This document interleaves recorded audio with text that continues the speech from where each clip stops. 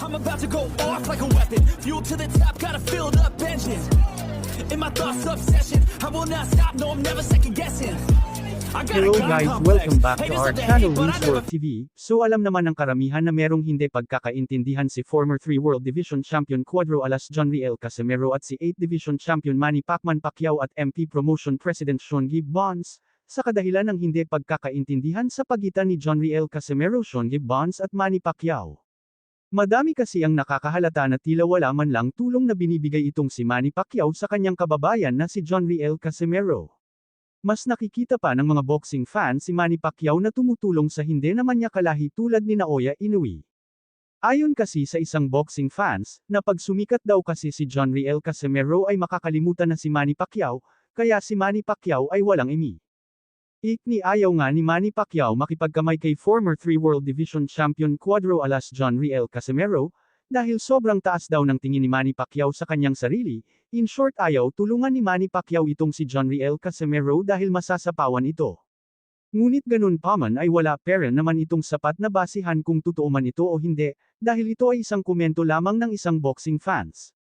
Nakikita naman ng karamihan ang pagiging magkaibigan ni Manny Pacquiao at John Riel Casimero. Marami din naman kuha ng video na suportado rin naman dati ni Manny Pacquiao itong si Cuadro Alas John Riel Casimero sa bawat laban nito. Ano sa tingin nyo guys, malaki ba talaga ang inggit ni Manny Pacquiao kay John Riel Casimero or magkaibigan parents sila sa labas ng kani-kanilang mga boxing career? He's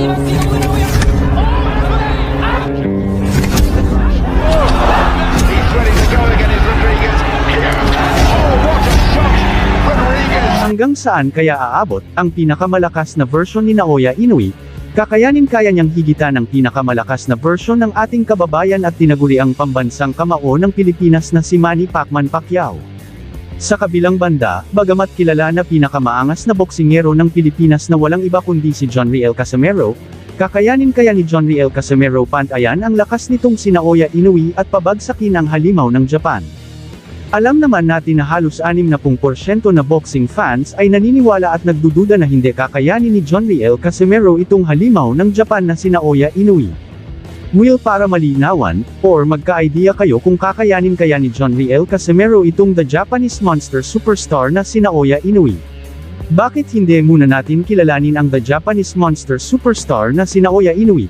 Para magkaroon tayo ng idea kung sa anong paraan lalabanan ni Cuadro Alas superstar na si John Riel Casimero itong si Naoya Inoue. Si Inoue ay tubong sa Makinagawa, Japan. Sa edad na 5 years old ay kinamulatan na niya ang mundo ng palakasan ng kamao, dahil na din sa gabay ng kanyang ama na dating boksingero. Talagang malakas talaga ang mga dugo at lahi ni Naoya Inoue, dahil training pa lang ay sobrang hirap na. Unang sabak pa lang ni Naoya Inoue sa amateur fight ay kitang-kita na talaga na isang matulis at may angking lakas ng kamao siyang tinatago. Ayon nga mismo dito kay Naoya Inoue, ay noong nasa amateur division pa lang siya ay pagkatapos niyang manalo dito ay pinasuri, nga daw umano ang kanyang boxing gloves na gamit, kung may kakaibang matigas na bagay sa kanyang boxing gloves, dahil nakapagtataka daw na sa likod ng patpatin niyang katawan, ay kung bakit grabe kalakas itong sumuntok. Si Naoya Inoue ay mayroon siyang record na 75 wins 48 knockouts at 6 na talo noong nasa amateur pa lang siya. Sa edad na 19 years old ay nag-umpisa na siyang lumaban bilang isang professional boxer. Nakatapat niya agad dito ay isang Filipino fighter na una niyang naging biktima at unang nakatikim ng kanyang malakas na suntok, ay walang iba kundi si Grayson Umayao. First round pa lang ng laban ay napuruhan agad at napaluhod ng super combo body shot itong kababayan natin na si Grayson Umayao. Umabot pa ng round 4 ang laban bago ito natapos dahil tinamaan ang Pinoy ng super combo uppercut at body shot na dahilan ng pagtigil na ng laban.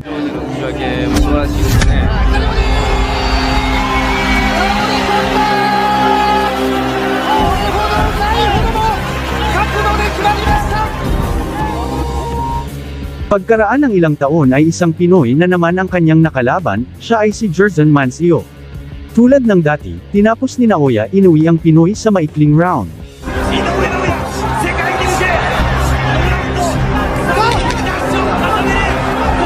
Ayon mismo dito kay Inoue ay gusto niya talagang makakalaban ang malalakas at major world title fight.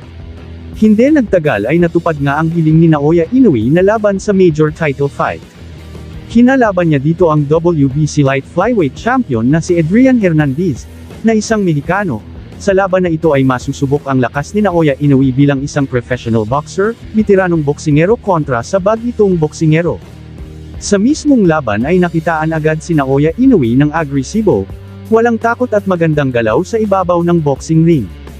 Sa ika-6 na round ay dito na napuruhan ni Naoya Inoue ang veteranong boksingero dahilan sa kanyang pagbagsak at pagkatalo. Dahil dito nakuha ni Naoya Inoue ang kauna-unahang world title champion. ボディストレートでした。瀬古さん、あそこからもう一気に攻勢になりましたかね。そうですね、ちょっともう実力差が出てますよね。あ、そうですか。ただこれチャンピオンエルナンデスもですね、32センチ、29秒といった高い勝率を誇っていて、ノックアウト勝ちもそのうちで10月とこれ軽量級にしてみると。 7 buwan ang lumipas pagkatapos niya makuha ang pinakaunang world champion ay tumalon agad siya sa dalawang division simula lightweight division papunta super flyweight division. Kakalabanin niya dito si Omar Narvaez, isang Argentinian. Sa laban na ito ay target ni Naoya Inoue ang maging 2 world division champion. Si Narvaez ay may record na 40 wins, 24 knockouts, at isang talo. Habang si Naoya Inoue ay may record na 7 wins walang talo. Sa mismong laban ay ginawa lang ni Naoya Inoue na punching bag, itong veteranong boksingero na si Omar Narvaez dahil 4 na beses pinatumba ni Naoya Inoue. Dahilan sa pagkatalo nito. Dahil sa impresibong panalo na ito ay kinilala si Naoya Inoue bilang pinakamabilis na mandirigma sa kasaysayan na nanalo ng 2 world title sa loob lamang ng 8 professional fight. ナイスボディです。圧倒しています井上尚弥。強烈なボディですよ。すごいボディ。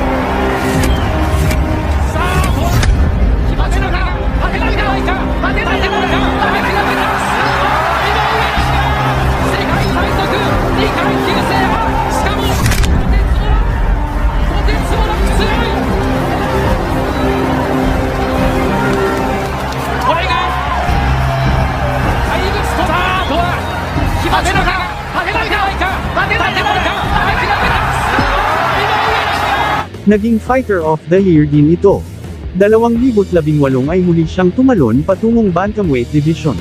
Target ni Inoue ay subukan na makuha ang WBA World Bantamweight title. Makakalaban niya dito si Jemmy McDonnell, bago mag-umpisa ang laban ay tila puno ng kumpiyansa sa sarili na matatalo niya si Naoya Inoue. Dahil pinagyayabang niya na hindi siya nakatikim ng pagkatalo sa loob ng 10 taon. Ngunit nung mismong laban na ay tila dito na niya matitikman ang una niyang pagkatalo, dahil unang round pa lang ay tapos na agad ang laban. Pinatumba siya ni Naoya Inoue sa isang maikling round sa pamamagitan ng isang solid na body shot at mga solidong suntok.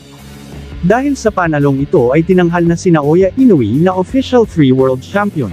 His legs seem a little bit shaky here, a minute and a half into the first round of McDonnell. Goes McDonnell communicating with him. He's got to get through this opening round. He's got a minute left. Retreats to the ropes immediately. Inoue looking to tee off with that right hand, left hand, and McDonnell sags into the ropes again. And Luis Pabon, the referee, has jumped in and waved this off inside the first round.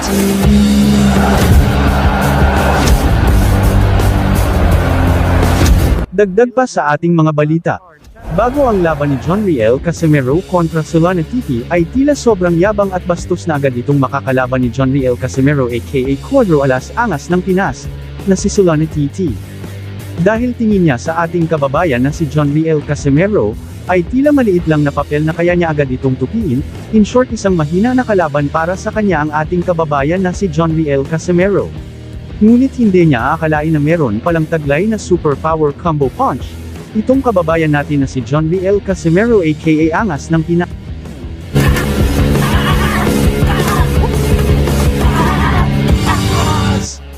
Sa tagpo at labang ito ay masusubukan ni Solana Titi ang bagsik ng kamao nitong Angas ng Pinas John Riel Casimero.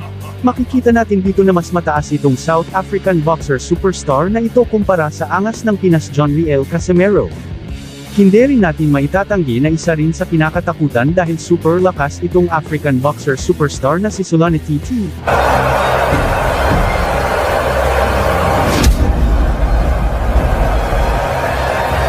Jab in his face. He didn't put the jab in his face. He feinted the jab. He did that three-quarter jab. He said he's going to throw the jab. September 30, 2019 dito na magkaalaman kung sino ang mas malakas, si John Riel Casimero ba or ang African boxer superstar na tila ang liit at mahina ang tingin niya dito sa pambato ng Pilipinas na si John Riel Casimero. Paglabanan nila ang WBO at IBF title. Si Casimero ay may record na 129 wins, 20 knockouts at 4 na talo. Samantala si Solana TT naman ay may record na 28 wins, 21 knockouts at 3 talo. Unang round, ay tila gustong-gusto na agad bigyan ng malalakas na suntok ang bawat isa, ngunit nagbabasahan muna sila ng galaw, dahil si Casimero ay mababa kontra sa African boxer na ito ay tila mahihirapan siyang e-control ang laban. Casimero, who'll be known to British fans as the man who stopped Charlie Edwards in September 3 years ago in an IBF flyweight title defence. He weighed 8 stone 4 at the weigh-in, comfortably made the 8-6 limit. That's the crazy part of it. How he makes the weight relatively comfortable. It's never mystery stuff. He wants the brilliant. Pangalawang round ay tila kampante itong African boxer na tila akala niya ay kontrolado na niya ang laban dito, ngunit hindi niya alam ay dito niya malalasap ang bagsik at lakas ng kamao nitong tinaguri ang angas ng Pinas John Riel Casimero. Sa lakas ng suntok ni Casimero ay tila nakakita ng 1 milyong bituin itong si Solana TT. Quiet opening round. Bell just coming up as Casimero tries to launch that right hand and just. Oh, Casimero got it. He's got him with a now. He's given it. He's got him with a body shot. Was it? No, it was on the chin. It was a short right hook to the chin. And he's in trouble. It's all over the place. He's in real trouble. Tete's in a lot of trouble. And the referee wants to look at him. He's allowing it to continue. But can Casimero take him out here? It happened so quickly. And he's still got a long way to go in this round. There's 1 minute 20 seconds. And Tete still looks unsteady.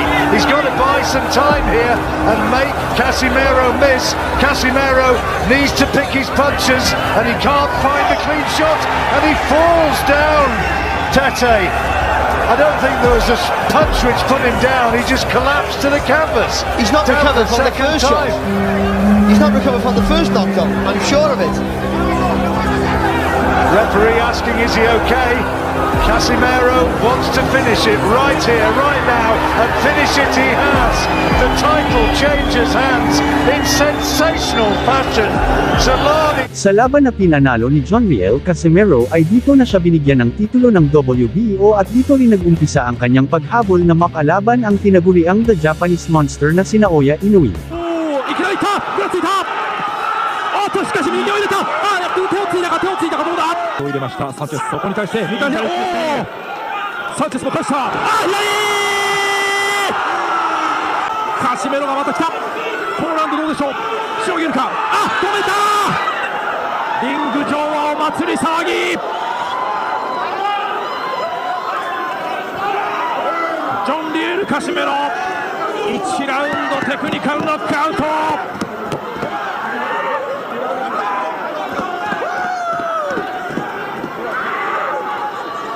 いやーまずは岩瀬さん、あっという間に終わってしまいました。そうですね、クソムラクソ悪いですね。しょうもねまあ岩瀬さんのおっしゃることももちろん分かります。さあ亀貝さんいかがでしょう。いやサンチェスいい選手ですし、実際いいしょうもねまあ岩さんのおっしゃることももちろん分かります。さあ亀貝さんいかがでしょう。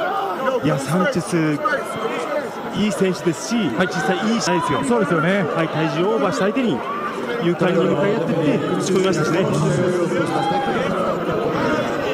まずは最初のダウンというのは思わず手をついたところ、これが2度目のダウンということになりました。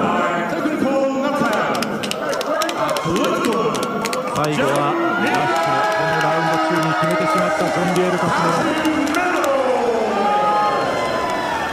本当に、この試合、カシメロもそうですけど、TV プロモーションもすべて、サンチェスに、感謝して、フォローすべきだと思いますね。いやそうですね。まあよくこの試合の、開催までこぎつけてくれたと。そうですね。すべてサンチェスのおかげですから。はい。それだけはもうみんな忘れないでほしいですよね。いや本当そうですね。このカシメロの姿があるのもやはりサンチェスがOK とイエスと言ってくれたからだと思いますが。すべてこれでは場内の皆様改めてリング中央ご注目ください。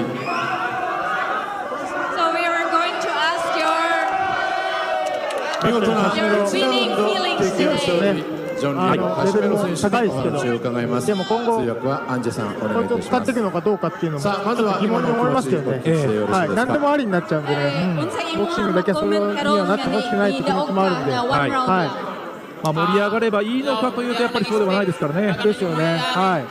Round 1, round 2, basta ang goal ko, tatapusin ko, hindi ko aabutin ng round 2 sino pangalan nito? Sanchez. Hindi ko alam. あまり切ったりしてなかったんですけれども、でも自分のゴールは、自分の戦いはラウンドまでかわすと。Ano sa tingin nyo guys mangyayari pa kaya na magkaharap sa ibabaw ng boxing ring sina Oya Inoue aka The Japanese Monster at John Riel Casimero aka Angas ng Pinas Cuadro Alas? Just comment down below. Thank you for watching. Salamat sa inyong panunood. This is Wins World TV saying peace, love and good vibes lang tayo lagi. Okay, alright.